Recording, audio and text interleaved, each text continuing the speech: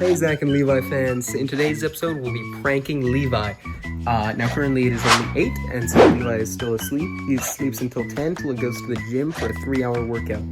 So I've got like 2 hours to prepare this prank. I've got Logan with me to help me out. Say hi, Logan. Hi, Logan. Great. So actually for today's prank we're going to be sneaking Radon into his breakfast. Stay tuned. No. Hey, okay, so we've snuck into his bathroom right now.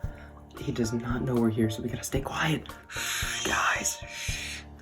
Okay, so we're escaping it now. This room is absolutely wretched.